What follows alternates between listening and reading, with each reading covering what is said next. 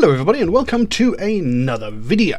And today, with it being the beginning of the month, comes another Patreon request from Bladed Thesis.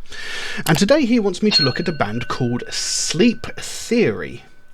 Never heard of them before. Not Sleep Token. Sleep Token have been a hugely popular band all over YouTube and stuff, and many people have looked at them. I've yet to actually look at any of their music.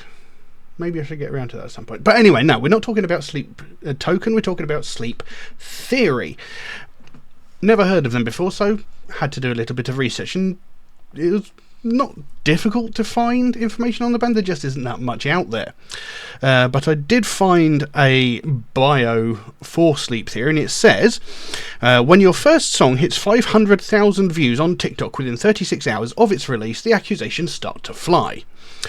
So when the Memphis-based Sleep Theory's Another Way did just that back in January of 2023, vocalist Cullen Moore heard all about how the band was an industry plant and designed for the algorithm. But in actuality, what seemed like an overnight success was actually years in the making. Since retiring from the US Army several years ago, Moore dedicated his entire life to carving his own path in the music industry, officially starting Sleep Theory in 2019. The current incarnation of his musical journey began as a solo project to fuse his love of hard rock, funk and R&B. It's an interesting combination. Then came a chance meeting with bassist Paulo Vergara, I probably pronounced that badly, do apologise, who had just moved from the Philippines and was looking to buy a microphone on Facebook Marketplace. Interesting. The two immediately hit it off and Sleep Theory became a duo. Fast forwarding to 2023, they then expanded to a full band with the familial rhythm section of drummer Ben and guitarist Daniel Pruitt. So there you go. So, you know, in 2023, apparently they hit TikTok with a track called Another Way. It became an overnight success. The band skyrocketed and everybody became suspicious. But in actuality, this guy started the band like back in 2019, you know, as a solo project, mixing some rather interesting things, hard rock, funk and R&B. Now, we've seen heavy metal mixed with like rap and hip hop. We've heard rock mixed with rap and hip hop, but funk and R&B. The thing that immediately comes to mind is Skindred, but I don't know. So it does sound like an intriguing band. So today I'm going to be looking at a track called Fallout by Sleep Theory. I don't know how new or old this track is. But I'm curious, to say the least. So we'll jump into this and see what we've got. So before we do that, if you could just take a moment to like and subscribe if you haven't already, I'd really appreciate it. You know, I've been doing this for about 6 years now, and barely 2-3% of people watching my videos are actually subscribed, which is a bit disheartening. So, you know, if you could like and subscribe, it would really help me out. It costs you nothing and takes a fraction of a second, and it would make the biggest difference to the channel. But with that being said, let's jump into this track. So Fallout by Sleep Theory. Let's have a look.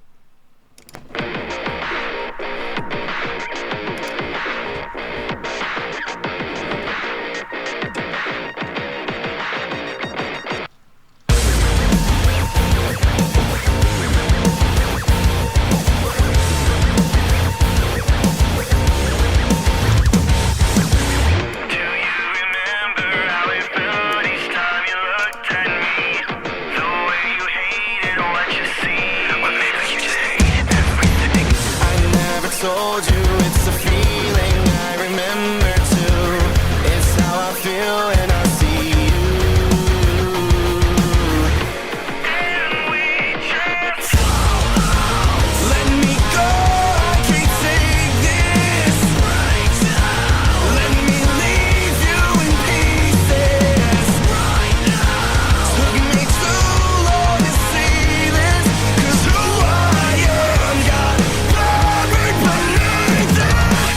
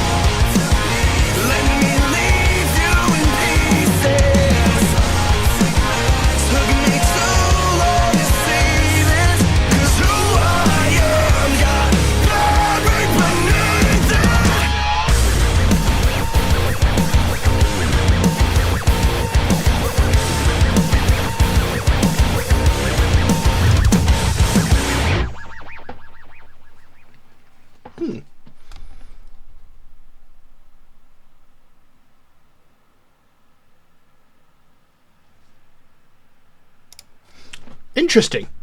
Well, there we go. Fallout by Sleep Theory. Very interesting band. There's elements of it that remind me of like Hybrid Theory era Linkin Park. Mostly musically, not vocally or anything like that, obviously, because the vocal style is very, very different. But musically, it does remind me of sort of Hybrid Theory era Linkin Park. And I like Hybrid Theory Linkin Park. So, yeah, I like it. The performance was good. The actual music sounded quite chunky and quite heavy. Not so much in the way of funk and R&B really elements in this particular track, you know. In the background, in the music, you know, you obviously had like the scratch discs and all that going on. So there was little sort of elements here and there, but there's nothing too not overly present, if you know what I mean. You know, there wasn't anything screaming out, you know, there's R&B and funk in here. Although, you know, you got to say that the guitar rhythms were quite groovy. You know, there was quite a groove to them, so you know, I quite liked it. And of course, you got to talk about the vocal style as well. Like, predominantly it's a clean vocal style by the lead vocalist, whose name I forget now. Cullen Moore, you know. Predominantly clean vocals by him, but then there is some of the sort of growled, sort of almost death metal style growls provided, but I believe that is provided by Daniel Pruitt, the guitarist. But overall, musically, I really liked it. It had, like I said, it had a good groove to it. It was quite heavy, it was quite chunky, sounded good, and very, very well performed. So I like it. Now, the actual name of the song, Fallout, doesn't appear anywhere in the lyrics from what I remember. But it seems to be talking about the fallout of a bad relationship, possibly. You know, like the person he split up with, whether it be him or her, I don't know. Excuse me. The person that he split up with, like, tried to mess with him, and now he's messing back. That's what it sounds like. Like, this person he broke up with was just fucking about with him, playing with his emotions, you know, using him, sort of taunting him, probably stringing him along, and eventually he sort of snapped and went, I see what you're doing. My turn now. That's what it seems to be.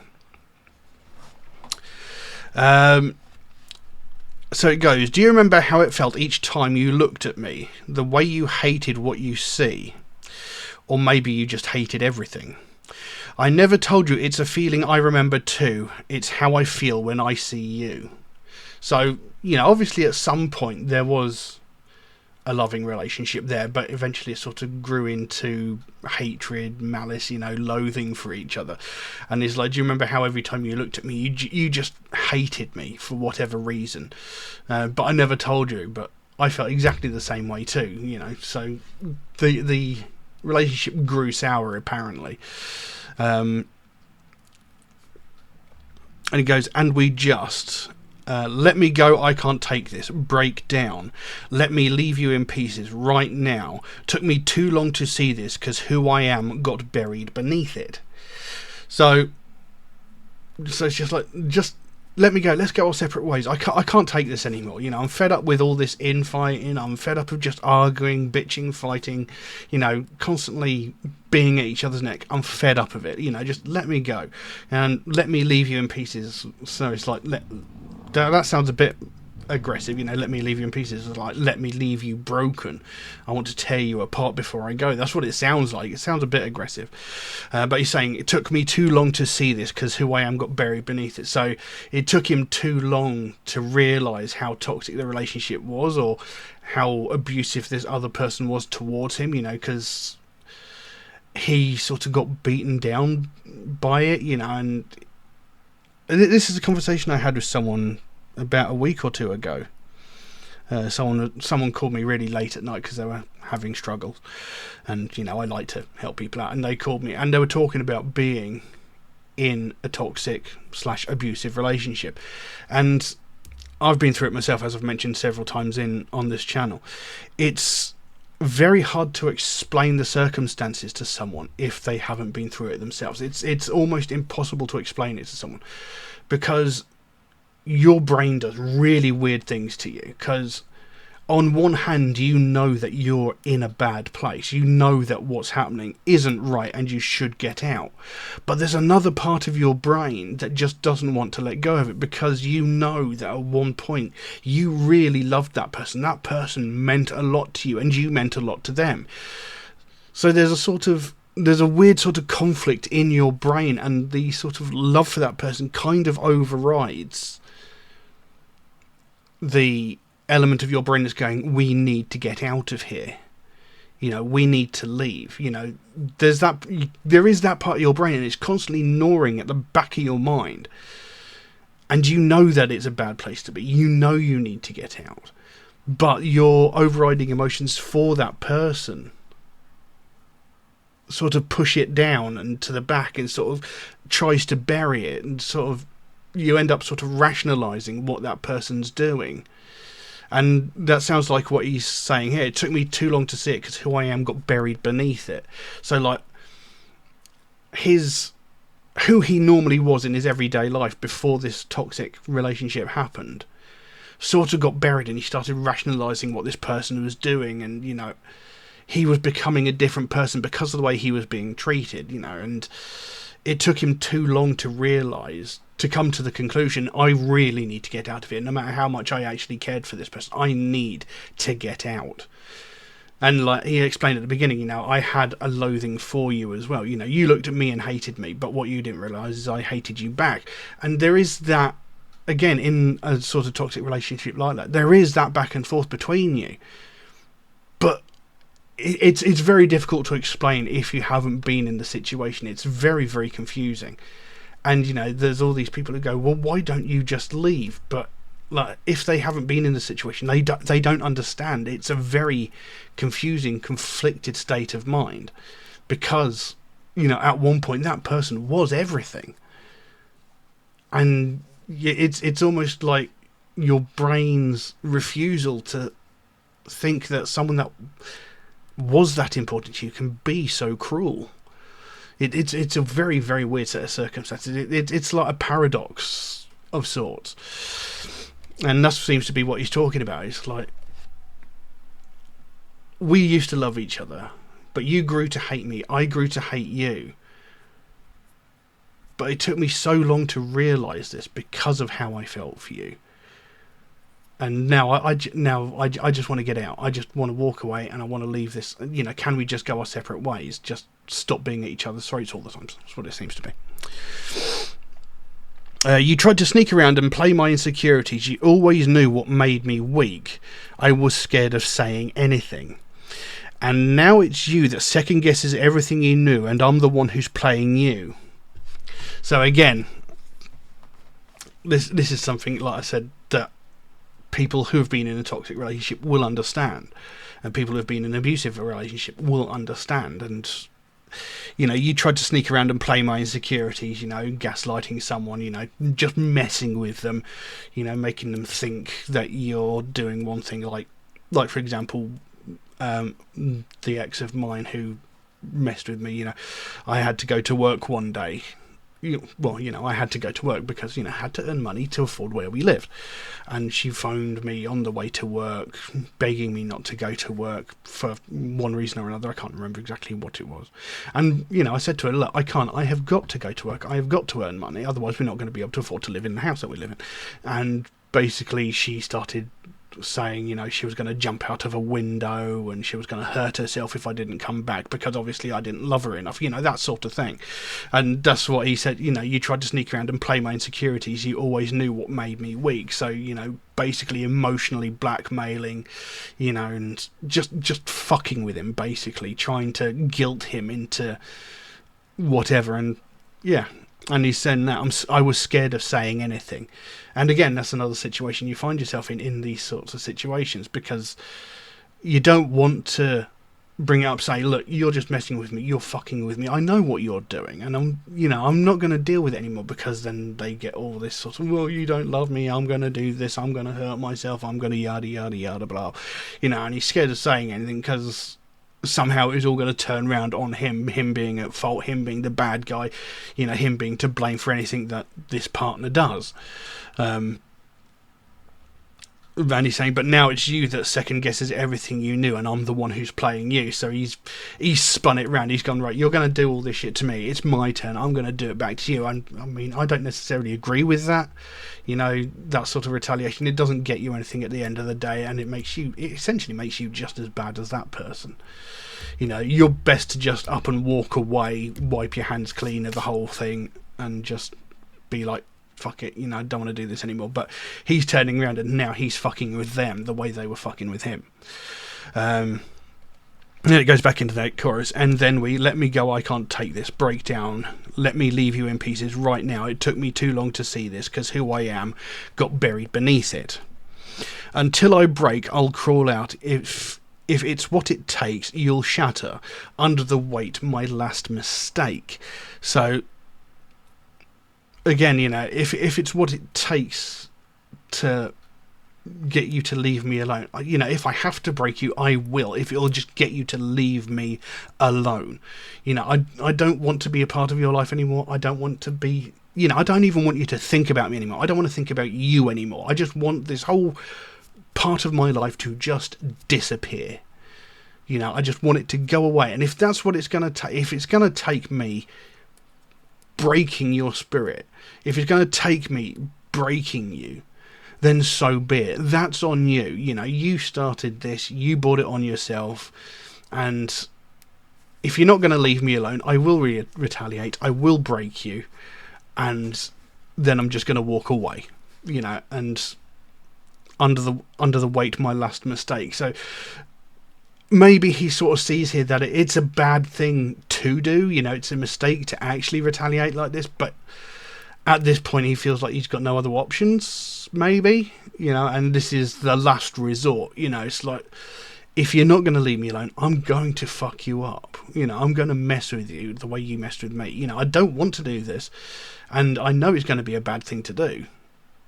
That's maybe what he's suggesting here. I mean, I still think like retaliation is a bad idea, but anyway, I never told you, it's a feeling I remember too, and I'm the one who's playing you. So again, this is going back to the, you know, you loathed me towards the end of our relationship, and you know, I never told you, but I felt the same. I was growing to resent you as well, and now I'm the one who's playing you because the way you were playing me. And then it goes back into that chorus, let me go, I can't take this, breakdown, let me leave you in pieces right now, took me too long to see this, because who I am got buried beneath it. Go and keep your distance, let me go, I can't take this, as you fall to pieces, let me leave you in pieces. In your toxic madness, took me too long to see this, because who I am got buried beneath it. So he's like, look, go and keep your distance, just go away, leave me alone. I don't want anything to do with you anymore, let me go, just go, walk away, piss off. I can't take this, you know, I'm fed up of it. I don't want to be doing this anymore. I've had enough. As you fall to pieces, let me leave you in pieces. So again, this could come down to the whole toxic relationship thing, because the person who is being toxic and abusive towards you, like with my ex-girlfriend, you know, they don't necessarily hate you, they just want to have control over you, you know, that, because I mean, again, an example with my ex, you know, she violently beat me, she abused me, I mean, she got me arrested on a false charge, you know, she did some really fucked up things. I mean, she strangled me, she you know, she tried to kill me. And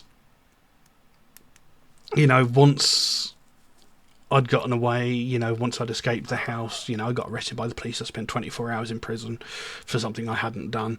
And you know, once I got out, you know, I was told, you know, just keep away from her, no contact, this, that and the other. And she was doing her damnedest to try and come back into contact with me, you know, trying to send me messages saying, you know, I love you, I've got you some presents for when you come back home. And I'm like, no, you know, I want nothing to do with you anymore. I'm leaving, I'm walking away. I even moved to a completely separate town afterwards.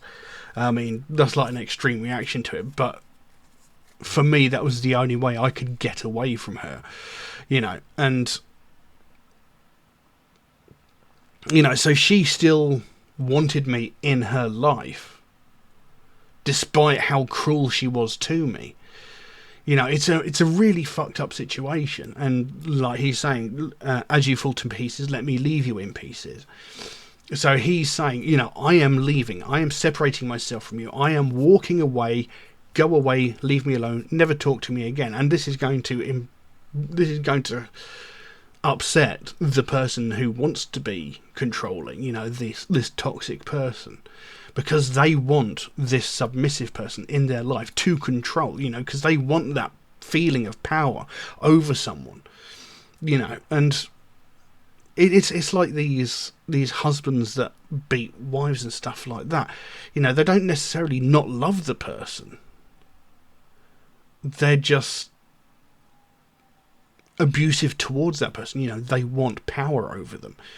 You know, they still want that person in their life, sort of thing. So he's saying, I'm going to walk away, and I'm going to, you know, this is going to upset you. It's going to break your heart because I'm leaving, and you no longer have me in your life to control. And he even says that in your toxic madness. You know, so again, it's that whole toxic relationship thing. The fact that, and you know, he's come to the realization, you know, I've had enough of this. I'm walking away because who I am got buried beneath it. You know, because you know, you changed me with your behaviour. You're constantly beating me down. You know, constantly using and abusing me in whatever way you saw fit, and then sort of turning around and going, I'm sorry, I love you, I'll never do it again, I didn't mean to hurt you, yada yada, blah blah, bullshit. You know, and this is what they do. You know, they do all these cruel things, and they sort of come back and play, oh, I'm sweet and innocent, and they make you feel like you're the one who did something wrong. You know, like gaslighting you, saying it was all your fault, and you know. So it's interesting what the song is about. I mean, the retaliatory element of it, I don't necessarily agree with, because, you know, like I said with my ex, I didn't retaliate. I just fucked off. You know, I was like, I'm done with this. Bye. You know, like I said, I moved to a completely different town. Granted, I was also homeless, but that's not the point. I would have been homeless no matter where I was. So, you know, I don't see retaliation and revenge as a useful tool. It doesn't help, you know, because once you've got your revenge, or once you have retaliated, it's not going to change how you feel. It's not going to make you feel better. It's not going to change anything. So I don't necessarily agree with that element of it, because he's saying, you know, he's playing her. So, but, you know, the way it's been put together and the way he's sort of wording, you know, the way that somebody, you know, this toxic person is trying to manipulate, abuse and use him, and the way they're fucking with him, that sort of thing. You know, I like the way it's been worded, because it gives me a very clear indication that's the sort of thing that he's talking about. I could be way off base. I might be miles off for all I know, but that's what it says to me. You know, even though that last line, you know, in your toxic madness, you know, and he says after that, it took me too long to see it. You know, it took me too long to see how toxic you really were. You know, because in your abuse, I was justifying it in my head, because I did care for you at one point, and you did care for me at one point. You know, and you try and rationalise it, and, you know, it took me too long to see how fucking mental you really are. You know, so I get what the gist of the song is about. I just don't necessarily agree with the whole retaliatory element of it. But, I mean, musically, it was good. It was very well performed. Vocally, it was very well performed. You know, the harsh vocals they were a nice sort of addition to it. You know, they weren't an overriding element of the song, but they did add that sort of the sort of frustration and anger that you would probably, or that you would feel in a situation like this. Because, I mean, I know I felt it for sure when I was in that situation. You know, there's all that pent up anger and frustration, and, you know, it really messes with you. And, you know, the way it was implemented in this song was very, very cool. It was very, very clever, and I liked it. So, an interesting band that I've never heard of before, and I should probably investigate their music a little bit more at some point. But for now, I'll leave that as it is. Now, if you enjoyed this video, please consider giving it a like and subscribe if you haven't already, because it really, really would help me out. You know, I've been doing this for about 6 years now, and not even 3% of people watching my videos are actually subscribed, which is a bit disheartening because I put a lot of time and effort into making these videos. You know, I do a lot of research to find out more about the band. I look up the lyrics to try and discuss the meaning of the song, which is something that other reaction channels don't really do. Occasionally one might do it, but this is something about heavy metal music that gets overlooked because a lot of people are under the misconception that it's all about evil, hatred, sacrifice, murder, that sort of thing, and that's not necessarily true. A lot of songs that I've covered on this channel, I've looked at well over 800 songs on this channel, and most of them are about real world things like corrupt governments, homeless veterans, mental disorders, mental health, depression, domestic violence, toxic relationships. A lot of the songs I've looked at cover these real world issues, which a lot of modern pop songs don't really talk about. There's a lot more depth to metal music than people think, which is why I wanted to talk about what the songs meant, because it gets overlooked. And, I thought people might enjoy that aspect of it. Maybe I'm right, maybe I'm wrong, I don't know. But, if you could take a moment to like and subscribe, it would really, really help me out. It makes a huge difference to the channel, takes a fraction of a second, and it doesn't cost you a penny. But that's all I've got for you today. Thank you all very, very much for watching, and I'll see you again soon. Bye bye.